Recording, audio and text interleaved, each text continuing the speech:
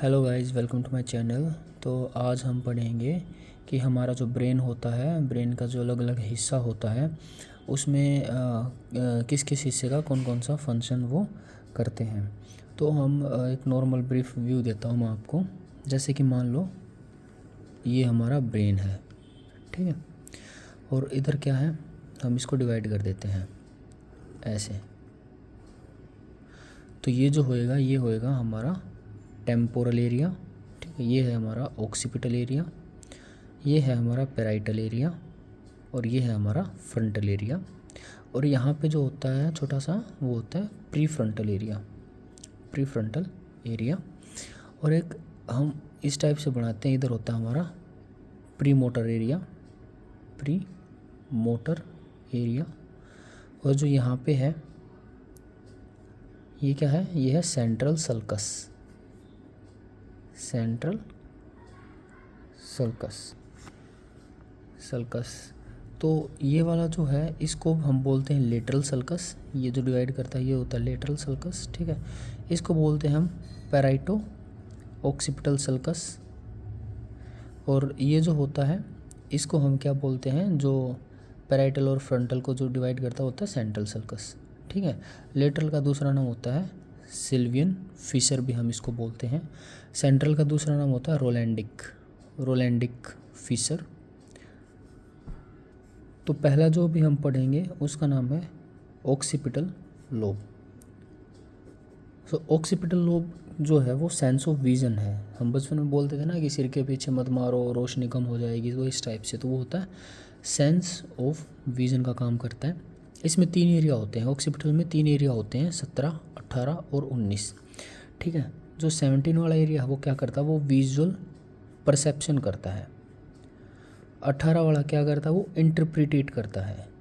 और 19 वाला क्या करता है, वो आई फील्ड यानी कि आई की मूवमेंट कराता है। यानी कि हमने कोई चीज़ देखी, ठीक है, हमने क्या चीज़ देखी वो ये बताता है 18 वाला, देखी तो बताता है 17 वाला, हाँ, लेकिन वो है क्या वो बताता है 18 वाला। और जो आई की मूवमेंट कराता है वो कराता है एरिया नंबर 19, ठीक है। अब हम आगे चलते हैं। सो हम सेकंड नंबर पे चलते हैं। तो यहाँ पे हम बात करेंगे फ्रंटल लोब की। तो फ्रंटल लोब, हमारा फ्रंटल लोब मेनली किस काम आता है, वो मोटर एरिया का एक मतलब हब लगा लो, ठीक है। तो मोटर एरिया, तो मोटर एरिया में 2 एरिया होंगे यहाँ पे, एक 4 होएगा, एक 4S होएगा। ऐसे याद कर लेना कि जो 4 होता है ना वो इनिशिएट करता है वॉलेंट्री मूवमेंट को, ठीक है, इनिशिएट वॉलेंट्री मूवमेंट। और जो 4S है ना, एस से लगा लो सुप्रेस, ये सुप्रेस करता है कि अगर मान लो कि अगर 4S ना हो और ओनली 4 हो तो बंदा क्या हो जाएगा, पार्किंसन हो जाएगा, वो ऐसे ऐसे ऐसे ऐसे हिलता रहेगा। तो इसलिए ये भी ज़रूरी है, ठीक है।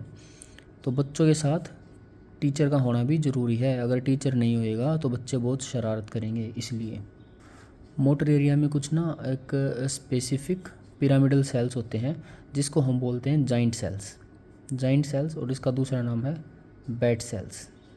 तो इसमें 2 टाइप के बैट सेल्स होते हैं, एक अपर बैट सेल्स होता है, एक लोअर बैट सेल्स होता है। जो अपर बैट सेल्स होता है वो क्या करता है, लोअर एक्सट्रीमिटीज़ को कंट्रोल करता है, लोअर एक्सट्रीमिटीज़ को कंट्रोल कर दिया। और लोअर बैट सेल क्या करता है, वो अपर एक्सट्रीमिटीज़ को कंट्रोल करता है, ठीक है। फ्रंटल लोब हमने पढ़ा, मोटर एरिया पढ़ा इसमें। अब इसमें एक और आ जाएगा pre motor area, pre motor area. इसमें 2 एरियाज होंगे, एक 6 होएगा, एक 8 होएगा। 6 किसके साथ मिलके काम करता है, 4 के साथ मिलके काम करता है। ये क्या करता है, coordinate in motor movement, coordinate in motor movement area, area number 4। और 8 जो है, 8 किसके साथ मिलके काम करता है, विजुअल मतलब आई मूवमेंट किस में हो रही थी हमारी, 19 नंबर में हो रही थी ना आई मूवमेंट, तो ये 19 के साथ मिलके काम करता है, ठीक है। सो विजुअल आई field, eye movement, okay.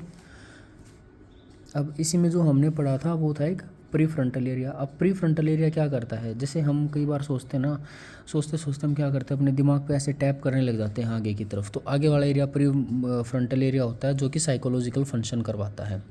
Psychological function like cognitive functions, IQ, attitude, aptitude, memory, जज, ठीक है। कोग्निटिव में आगे जैसे आपके, इधर लिख देता हूँ मैं, कोग्निटिव में आगे जैसे आपके थॉट, रीजनिंग, और प्रॉब्लम सॉल्विंग। अब नेक्स्ट अगर एरिया की बात करें तो ये है हमारा टेम्पोरल एरिया। ठीक है, टेम्पोरल एरिया में हमको 3 चीज़ें दिखेंगी। पहली चीज़ दिखेगी हमको इधर की तरफ ऑडिटरी एरिया, ठीक है, फिर दिखेगा हमको ओल्फैक्टरी एरिया और दिखेगा हमको वर्निक्स एरिया। वैसे बता देता हूँ, जो ऑडिटरी एरिया है, ऑडिटरी एरिया में 2 एरिया रहेंगे हमारा 41 और 42। एक ऑडिटरी एरिया क्या काम करता है, हियरिंग का काम करता है, सेंस ऑफ हियरिंग। ठीक है, ओल्फैक्टरी एरिया, ओल्फैक्टरी का काम क्या होता है, स्मेल का काम होता है, तो sense of smell. Wernicke's area का क्या काम होता है, sensory speech area, sensory speech area होता है Wernicke's area, sensory speech area. ठीक है, अगर इसमें कोई भी इंजरी हो जाती तो इसको हम बोलते हैं रिसेप्टिव अफेजिया।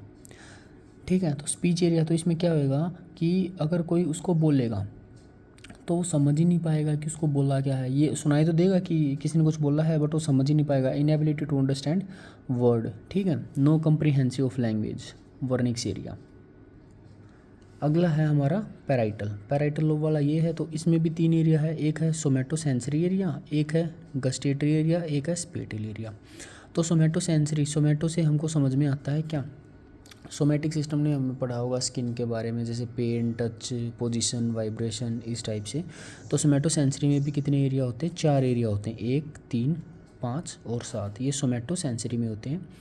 गस्टेटरी एरिया क्या काम करता है, टेस्ट के लिए काम करता है। और सेप्टल एरिया क्या काम करता है, डिस्टिंग्विश ऑफ फिजिकल थिंग, कि कोई भी चीज़ पड़ी है तो उसमें डिस्टिंग्विश करना कि ये चीज़ क्या है।